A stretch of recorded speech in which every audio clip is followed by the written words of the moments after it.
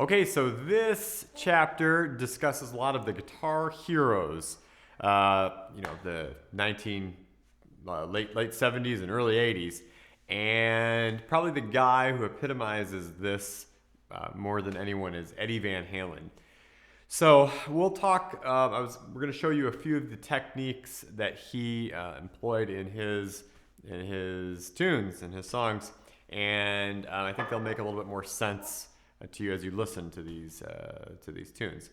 So one of the first things that Eddie Van Halen always did almost always did, was he always played his guitar with some distortion, and he has a unique sound, but it was a distorted sound, and so that came from a pedal board that got more sophisticated as time went on. They started to make these analog pedals that were much more detailed, and you could sort of manipulate the sound more. So anyways, we are using a board here that has a lot of different effects. It's a digital board, and you can sort of computerize a lot of those things. So it was a distorted guitar, so it sounds like this.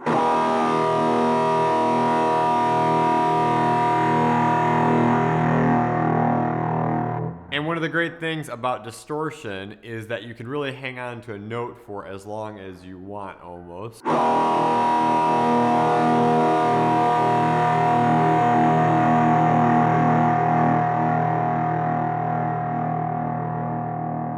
And then eventually it'll feed back, but it gives you a lot of sustain, which is something that an acoustic guitar does not have. And so some of the things that he did with the sustain, or otherwise, was he used something called a whammy bar. And so this guitar has a whammy bar here. And so what a whammy bar is what it basically does is it takes all the strings and detunes and then makes them tighter. So it makes it higher and lower. And this whole system here on a guitar that has a whammy bar, it just lifts up and then it goes back into the guitar like that. And it's a floating system. Actually, it's kind of neat. So what a whammy bar sounds like, if you were to play that E chord again.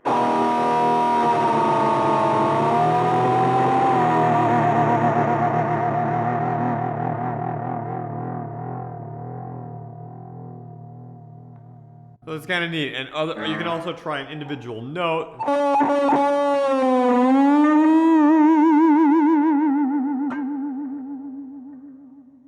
Right?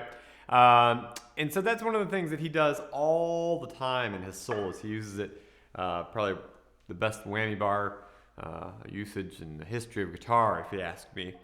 And then another technique that he used to great effect was slurring hammer-ons and pull-outs. We've talked about those before, but he does it to a really extreme level, and so he'll use big licks.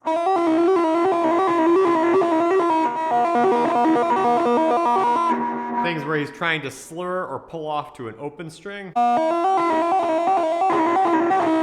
Bigger notes that you can get that would be very uncomfortable to pick all those notes, and so it gives it a different effect too, because you're kind of, you're slurring, so not each of the notes aren't articulated.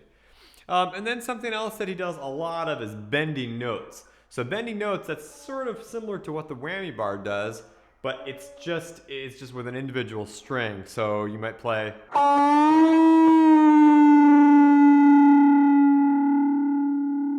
And one of the neat things about the guitar is you can actually bend an electric guitar. You can bend a lot of different notes. So if I want to go,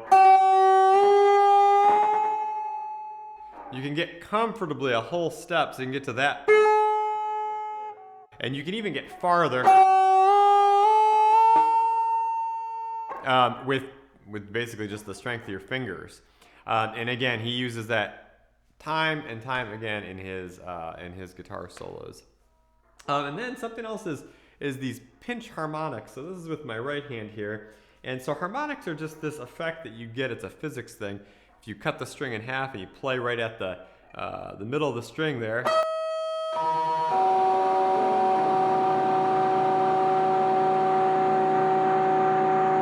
you get this harmonic.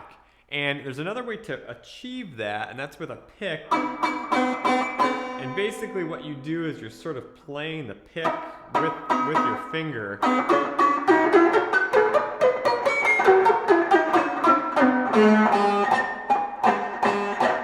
So you get this little interesting pinch harmonic in it. And again, those things come up in his tunes all the time.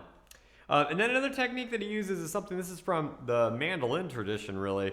And this goes way back to the 19th century.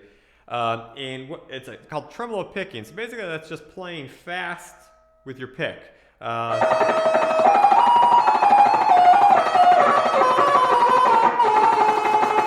So all you're doing there is he's just playing really quickly with that pick going up and down on the string and sort of doing what you call a tremolo.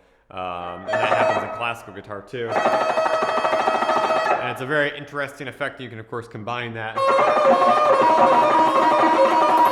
with some like slurs or pull-offs to make even other interesting and cool things.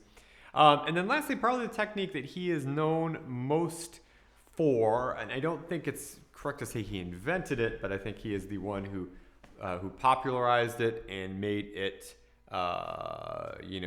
sort of something that all guitar players need to know about, is tapping. And so tapping is a technique where you actually put the pick away, or you can hold it in your fingers.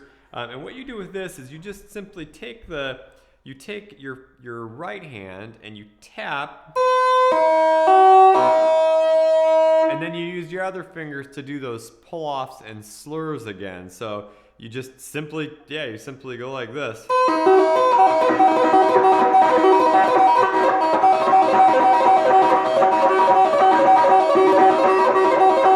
And the neat thing about that is you can change either where the note that you're hitting, because you'll get that note still.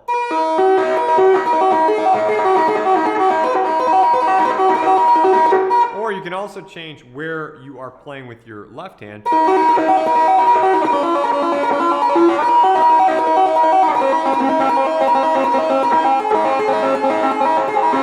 So it sort of opens up a whole other realm of the guitar by playing on this part with your fingers. So I hope you can listen to those techniques that Van Halen incorporated into his playing, and maybe that'll make a little bit more sense as you listen through this chapter.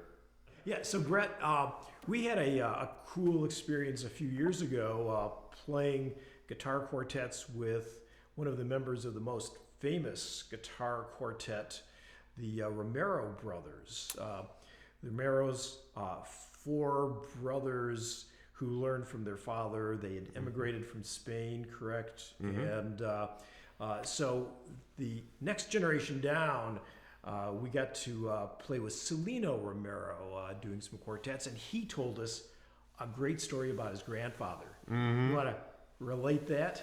Yeah, so his grandfather actually taught some lessons to Eddie Van Halen.